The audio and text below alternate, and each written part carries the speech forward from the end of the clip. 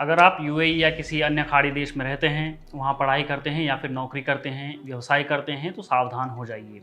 अगर आप भारतीय हैं, उसमें भी हिंदू हैं और सोशल मीडिया चलाते हैं तो आपको और अधिक सतर्क होने की ज़रूरत है। हम ये सब क्यों कह रहे हैं, आपको इस वीडियो के जरिए समझ में आ जाएगा। सबसे पहले आप स्क्रीन पर ये ट्वीट देखिए। मोहम्मद जुबैर, जो खुद को फैक्ट चेकर कहते हैं, इन्होंने शिवसेना के एक कार्यकर्ता के इंस्टाग्राम का स्क्रीनशॉट लिया है और कह रहे हैं कि इनके पास दुबई का गोल्डन वीज़ा है, यहाँ दंगा करवाओ और दुबई चले जाओ। अब आपको लग रहा होगा कि इसमें खतरे वाली क्या बात है। अब आप ये पोस्ट देखिए। जुबैर की पोस्ट पर एक व्यक्ति यूएई की अथॉरिटीज़ को टैग करता है और लिखता है कि यह व्यक्ति भारत में अपराधी है। हमने आपको केवल एक व्यक्ति दिखाया है जिसने यूएई की अथॉरिटी को टैग किया है। ऐसे कई और व्यक्ति होंगे, हो सकता है कि हजारों की संख्या में हो। अब जब यही लोग हजारों की संख्या में ये काम करते हैं तो उसका असर यूएई में भी देखने को मिलता है। कैसे दिखेगा, इसका एक उदाहरण देखिए। हैदराबाद के एक हिंदू बालाकृष्ण नक्का दुबई में मोरोहब डेटा सॉल्यूशंस कंपनी में चीफ अकाउंटेंट थे। कोरोना महामारी के दौरान उन्होंने अपने फेसबुक अकाउंट पर कुछ कार्टून शेयर किए थे। बालाकृष्ण ने किसी तरह की कोई टिप्पणी नहीं की थी। इस बात पर उनके खिलाफ सोशल मीडिया पर इस्लामोफोबिक होने का माहौल बनाया गया। अंत में हुआ ये कि उन्हें उनकी कंपनी ने नौकरी से निकाल दिया। अब आप सोच कर देखिए कि अगर आपको कोई चीज़ शेयर करने पर नौकरी से निकलवाया जा सकता है तो फिर टिप्पणी करने पर क्या हाल होगा। हम यह नहीं कह रहे हैं कि वो बालाकृष्ण ने जो शेयर किया है वो सही है या गलत। हम बस आपको इस मॉडल के बारे में बता रहे हैं और आगाह कर रहे हैं कि किस तरह से खाड़ी देशों में आपके खिलाफ माहौल बनाया जा सकता है। एक और उदाहरण देखिए। दुबई की एक कंपनी है एमरल्ड सर्विसेज। इसमें राकेश नामक एक हिंदू टीम लीडर के रूप में काम करते थे। इन्होंने किसी एक पोस्ट में यह कमेंट किया जो आप स्क्रीन पर इस समय देख रहे हैं। राकेश की यह टिप्पणी मुस्लिम टिकटॉकर के खिलाफ थी जो कोरोना वायरस से खुद को बचाने के लिए 5 बार की नमाज को रामबाण बता रहे थे।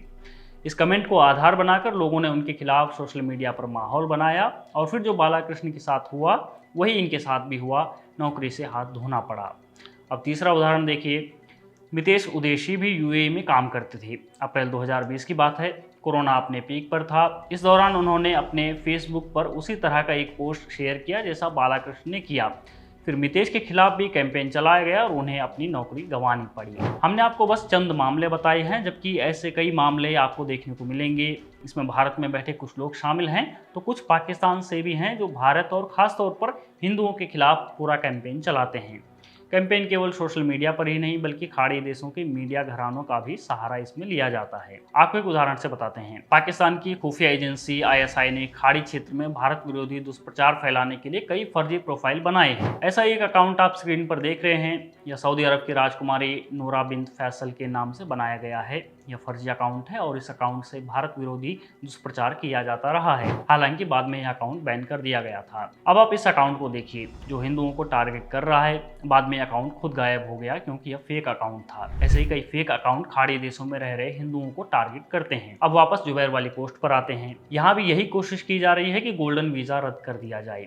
कौमी इकोसिस्टम का ये पूरा कैंपेन ठीक ठाक तैयारी के साथ चलाया जाता है और उसका परिणाम क्या होता है वो हमने आपको बता दिया है। शुरू में हमने जो बात कही वही बात फिर दोहरा रहे हैं कि अगर आप खाड़ी देश में हैं, हिंदू हैं, तो अपने सोशल मीडिया पर क्या पोस्ट कर रहे हैं, क्या शेयर कर रहे हैं, क्या कमेंट कर रहे हैं, इस पर आपको बहुत ज़्यादा सावधान और सतर्क होने की ज़रूरत है क्योंकि गिद्ध आप पर नज़र गड़ाए बैठे हैं। आप उन्हें वो मौका मत दीजिए जो बालाकृष्ण या राकेश या फिर मितेशी उदेशी ने दिया है। आप बने रहिए हमारे साथ, देखते रहिए द पैम्फलेट।